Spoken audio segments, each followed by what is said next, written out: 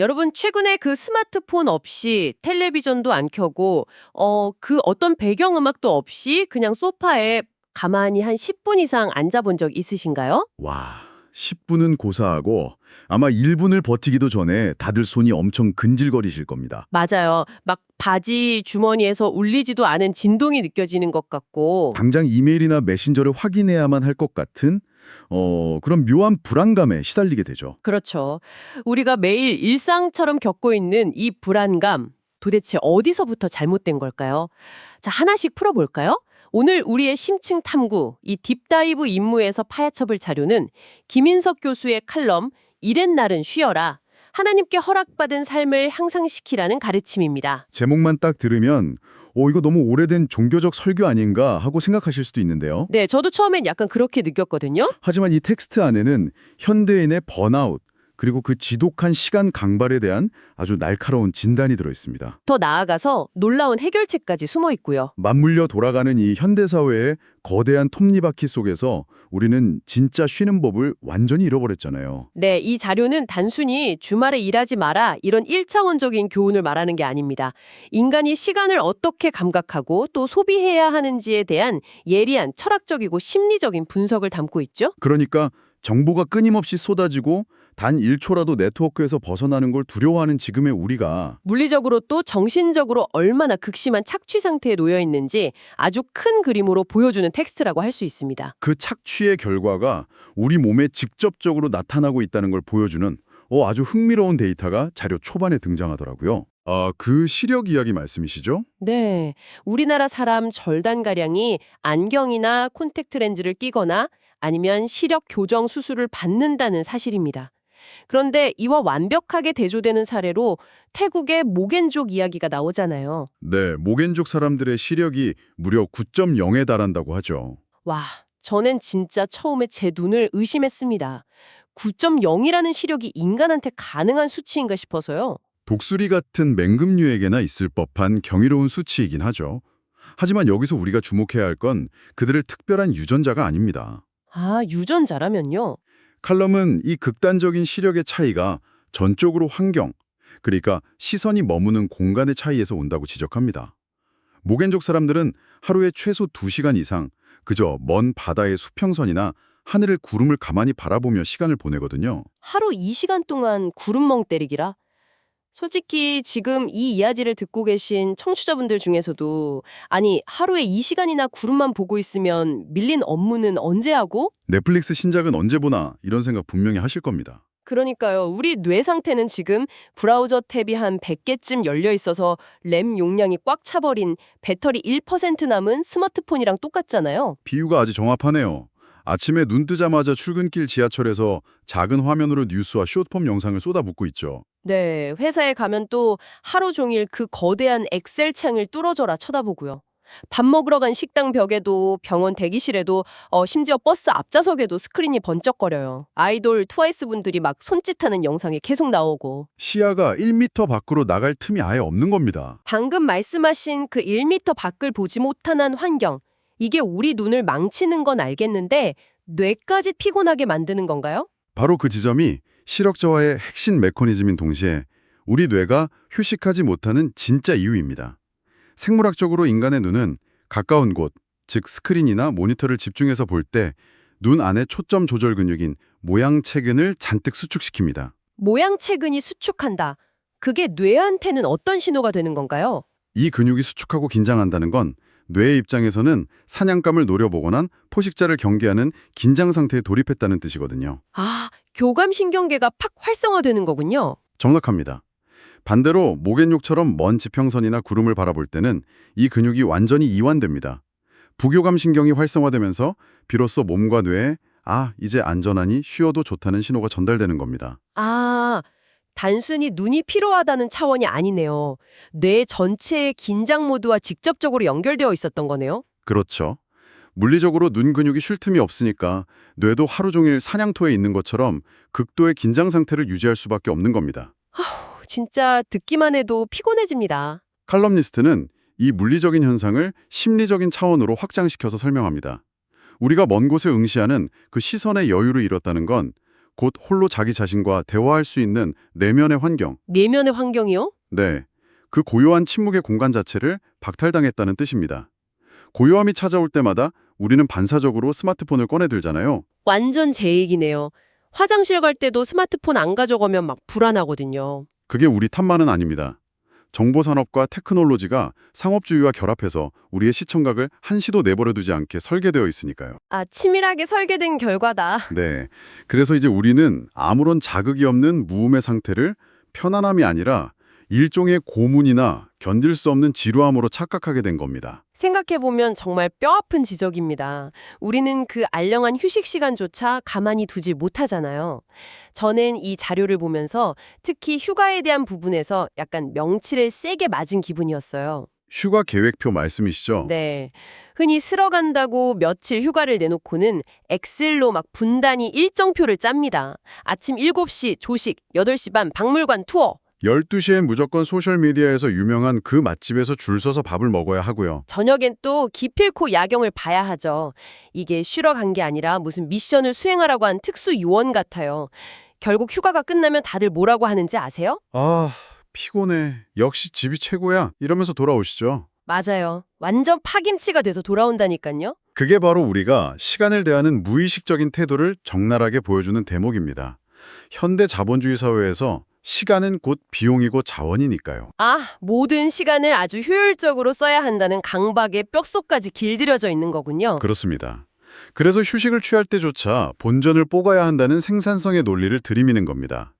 칼럼은 이런 현상을 두고 우리가 참된 놀이 문화를 잃어버렸다고 진단합니다. 놀이 문화를 잃어버렸다.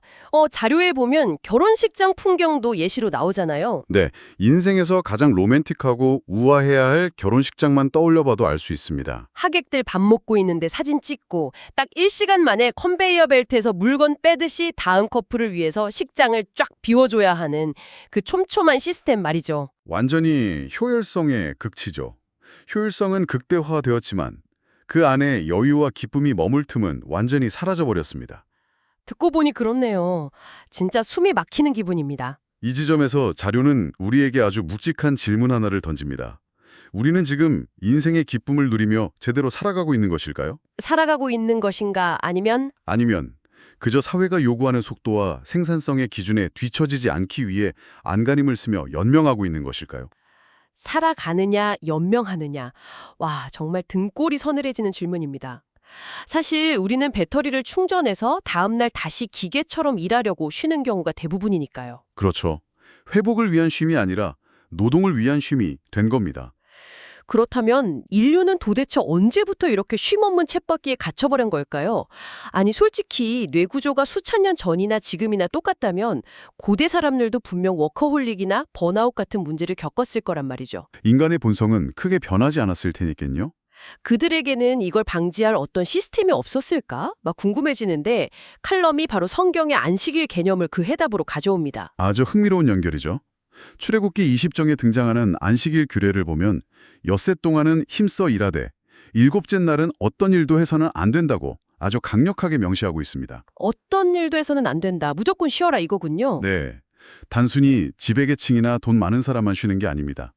아들, 딸은 물론이고 남종이나 여종, 심지어 집에서 기르는 가축과 머무르는 나그네까지 무조건 쉬어야 한다는 거잖아요. 진짜 강제적인 휴업 명령이네요. 그렇습니다. 고대 사회에서 노동력을 하루 온전히 쉰다는 건 경제적으로 엄청난 손실을 감수하는 일이었거든요. 가축과 노예까지 쉬게 만들었다는 게 진짜 파격적입니다. 고대 중동 사회에서 이게 가능이나 했을까 싶을 정도로요. 칼럼에서도 살짝 언급하지만 저는 이 대목을 읽으면서 딱 떠오르는 장면이 있었어요. 어떤 장면이시죠? 2018년에 우리나라에 주 52시간 근로제 처음 도입됐을 때요. 당시 신세계 백화점 영등포점 입구에 엄청나게 커다랗게 붙었던 영업시간 단축 안내문 기억나시죠? 아, 저녁 8시에 칼같이 문을 닫겠다는 그 안내문 말씀이시군요. 네. 수천 년 전 고대인들이 만든 모두가 무조건 일손을 놓아야 한다는 그 지혜가 돌고 돌아서 21세기 자본주의의 심장인 백화점 영업시간을 앞당기는 제도로 나타났다는 게 와, 참 절묘하더라고요. 이 안식일 제도가 가진 진짜 위대함은 단순히 노동을 쉰다는 차원에 훨씬 넘어서는 데 있습니다. 또 다른 의미가 있나요? 보통 종교에서 무언가를 성스럽게 구별할 때는 물리적인 공간을 지정하기 마련이거든요. 메카, 예루살렘, 겐지스강 같은 성지들이 그렇죠. 아, 저기 가면 거룩하다 이런 식으로요. 네. 그런데 안식일은 특정한 장소가 아니라 보이지 않고 끊임없이 흘러가는 시간을 거룩하게 구별해낸 아주 독특하고 위대한 개념입니다. 공간이 아니라 시간을 거룩하게 구별했다. 이거 진짜 멋진 말이네요. 우리는 보통 더 넓은 아파트, 더 세련된 카페, 더 멋진 사무실처럼 물리적인 공간의 질을 높이는 데만 혈안이 되어 있잖아요. 그렇죠. 부동산이 최고의 관심사이기도 하고요. 하지만 안식일의 본질은 우리가 공간 속에서만 사는 게 아니라 시간 속에서도 살아가는 존재임을 일깨워주는 겁니다. 우리가 숨쉬며 지나보내는 그 시간의 질 자체를 향상시키라는 아주 깊은 철학적 가르침인 거죠. 잠깐만요. 시간의 질을 향상시킨다. 말은 참 우아하고 멋진데요. 제가 약간 삐딱하게 생각해보면 이런 의문이 듭니다. 어떤 의문이시죠? 편하게 말씀해 보시죠. 솔직히 시간을 질적으로 높이고 거룩하게 쓴다는 건 꽤 돈이 많고 경제적으로 여유로운 사람들에게는 허락된 사치 아닌가요? 돈이 있어야 제대로 쉴 수 있다는 말씀이시군요. 네. 질 높은 휴식이라고 하면 보통 겨울엔 스위스 알프스로 스키 타러 가고 여름엔 지중해 요트 위에서 샴페인을 마시는 그런 장면이 떠오르잖아요. 당장 내일 월세가 걱정이고 하루 벌어 하루 먹고 살기 바쁜 사람들에게 공간 말고 시간의 질을 높이세요라고 하는 건 너무 순진하거나 현실과 동떨어진 조언처럼 들릴 수 있을 것 같아요. 아주 예리하고 현실적인 지적입니다. 당연히 그런 반발심이 생길 수 있죠.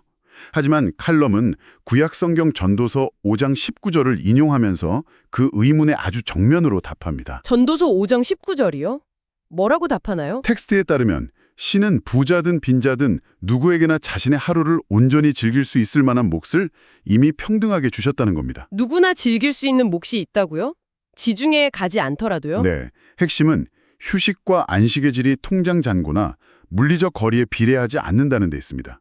시간의 질을 높인다는 건 굳이 화려한 이벤트를 기획하라는 뜻이 아니거든요. 그럼 일상 속에서 어떻게 질을 높일 수 있을까요? 아무리 바쁘고 경제적으로 쪼들리더라도 퇴근 후 집 앞 공터에서 4~5살짜리 아이와 작은 고무공 하나를 주고받으며 온전히 웃고 떠드는 그 10분. 아, 10분의 공놀이. 네, 그 순간만큼은 세상의 모든 근심을 다 내려놓고 그 교감에 완벽히 몰입한다면 그 10분이야말로 그 어떤 럭셔리 리조트에서의 시간보다 질적으로 훌륭하고 성스러운 안식이 된다는 뜻입니다.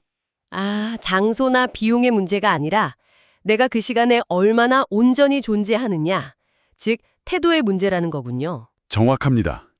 그리고 여기서 우리가 반드시 이해해야 할 시간의 가장 무서운 속성이 하나 더 등장합니다. 무서운 속성이요? 바로 비가역성입니다.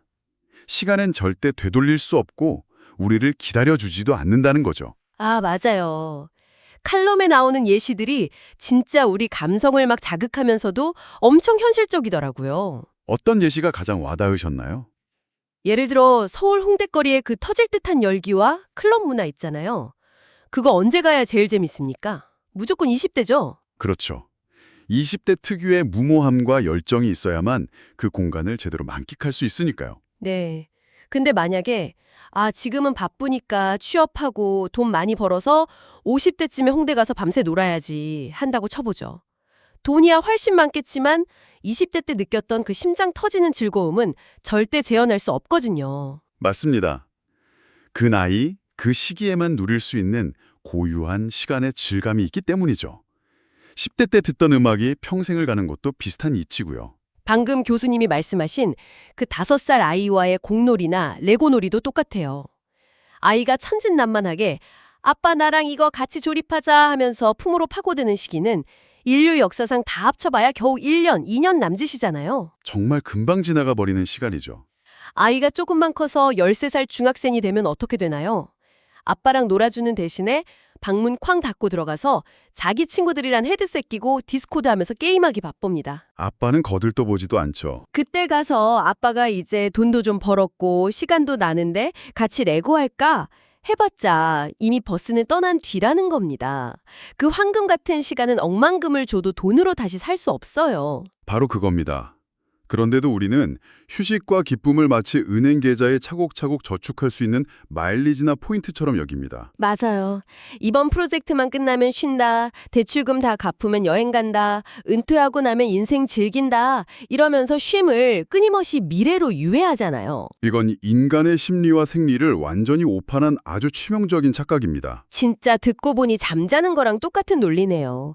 회사에 바쁘다고 월요일부터 목요일까지 나흘 밤을 연속으로 꼬박 세운 다음에 금요일에 하루날 잡아서 24시간 연속으로 몰아서 자면 피로가 풀릴까요? 절대 안 풀리죠.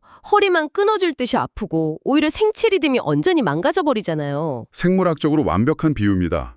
수면은 비처럼 쌓아둘 수 없고 매일 규칙적으로 제때 취해야만 생존할 수 있죠. 휴식도 마찬가지입니다. 아, 그래서 안식일 규례가 일주일에 하루를 아예 법으로 못 박아서 강제적으로 쉬게 만들었던 거군요. 네, 거기에 깊은 지혜가 있는 겁니다. 우리의 영혼과 몸은 나중에 몰아서 한꺼번에 쉴 수 있도록 설계되어 있지 않거든요. 여기에 더해 자료는 전도서 9장에 나오는 비유를 들며 더욱 심오하고 서늘한 경고를 던집니다. 전도서 9장이요? 어떤 비유인가요? 잔인한 그물에 걸린 물고기의 비유입니다. 잔인한 그물에 걸린 물고기라 평화롭게 헤엄치다가 갑자기 어부의 그물에 확 낚여버리는 그런 상황을 말하는 건가요? 네, 물고기가 언제 그물에 걸릴지 전혀 예측하지 못하듯 인간의 운명 역시 한치 앞을 알 수 없다는 비극성을 일깨우는 대목입니다. 아, 인생의 불확실성이네요. 재난, 사고, 질병, 불행은 어느 날 갑자기 예고 없이 우리 삶을 덮칩니다. 미안하고 잔인한 말이지만 우리가 지금 아무리 건강하고 안정적이라 자부해도 당장 내일 어떻게 될지 모른다는 거죠. 사랑하는 가족이나 나 자신이 당장 내일도 온전하게 존재할 것이라고 확신할 수 있는 사람은 이 세상에 아무도 없습니다. 와, 뒤통수를 진짜 세게 한 대 맞은 기분입니다. 나중에 시간 나면 부모님 모시고 여행 가야지, 여유 생기면 아이랑 실컷 놀아줘야지 했는데 그 나중에 영원히 오지 않을 수도 있다는 뜻이잖아요. 그렇기 때문에 바쁘다는 핑계로 돈을 더 벌어야 한다는 이유로 사랑하는 사람과 기쁨을 나누는 시간을 내일로 미루는 것은 인생에서 가장 어리석은 짓이군요. 네, 그게 이 고대 텍스트의 흔들림 없는 결론입니다. 당장 오늘 지금 내 곁에 있는 사람과 함께 쉼을 누리고 밥을 먹으며 생을 즐기는 것, 그것만이 우리가 유한한 시간을 가장 지혜롭게 살아내는 방법인 겁니다. 오늘 우리의 탐구가 처음엔 그저 스마트폰 중독, 번아웃 이야기로 시작했는데 어느새 인생을 어떻게 살 것인가 하는 깊은 철학적 질문으로까지 이어졌네요. 정리를 좀 해보겠습니다. 네, 아주 방대한 여정이었죠. 안식, 즉 휴식은 단순히 방전된 배터리를 충전해서 다음날 더 효율적으로 일하기 위한 수단이 절대 아닙니다. 휴식은 그 자체로 의미 있게 삶을 살아내는 행위이며 두 번 다시 돌아오지 않을 우리의 유한한 시간을 질적으로 가장 가치 있게 만드는 필수 과정이라는 거죠. 완벽한 요약입니다. 칼럼이 인용하는 전도서 8장 15절의 구절이 가슴에 깊이 남습니다. 나는 생을 즐기라고 권하고 싶다. 네, 각자의 환경이 어떠하든 우주가 우리에게 허락한 이 짧은 한평생 억지로 연명하지 말고 기쁨을 누리며 생을 즐기라는 것이 수천 년을 관통해온 지혜였습니다. 오늘 우리는 안식일이 단순한 종교적 의례나 금지 조항이 아니라 시간을 거룩하게 구별해 질적으로 향상시키는 것이라는 깊은 메커니즘을 함께 들여다보았습니다. 그렇다면 이 통찰을 현대를 살아가는 우리의 일상에 어떻게 적용해 볼 수 있을까요? 실천 방법이 있나요? 저는 여러분께 하나의 흥미로운 실험을 제안하고 싶습니다. 일주일에 단 반나절 혹은 단 2~3시간만이라도 디지털 안식일을 스스로 선포해보는 건 어떨까요? 디지털 안식일이요? 일요일 오후 특정 시간 동안 와이파이 공유기 코드를 과감하게 쑥 뽑아버리거나 스마트폰의 전원을 끄고 깊은 서랍 속에 가둬두는 겁니다. 와, 상상만 해도 손발이 막 떨리는데요? 처음엔 분명 금단 현상처럼 불안하고 안절부절 못하시겠죠. 하지만 쏟아지는 정보의 폭격이 멈춘 그 낯설고 적막한 방 안에서 과연 여러분은 평소에 듣지 못했던 어떤 진짜 나의 목소리를 발견하게 될까요? 억지로 참으라는 벌칙이 아니라 잃어버린 나를 찾아가는 아주 짜릿하고 신선한 실험이 되겠네요. 당장 이번 주말에 저부터 서랍 속에 스마트폰을 가두어보는 이 디지털 안식일 감옥을 만들어 봐야겠습니다. 아주 좋은 시도입니다. 많은 걸 발견하실 수 있을 겁니다. 지금 이 이야기를 듣고 계신 여러분, 이번 주말에는 잠시라도 그 6인치짜리 좁은 스크린의 세계에서 눈을 한번 들어보시길 바랍니다. 모겐족처럼 24시간 내내는 아니더라도 단 20분만이라도 창밖의 먼 구름을 응시해 보시는 건 어떨까요? 와 긴장된 뇌를 풀어주는 그 시선의 여유를 만끽해 보시면 좋겠습니다. 여러분의 시간이 효율성에 쫓겨 그저 연명하는 것이 아니라 온전히 기쁨에 몰입하며 살아있는 시간이 되기를 진심으로 응원합니다. 오늘의 탐구는 여기서 마칩니다. 함께해 주셔서 감사합니다.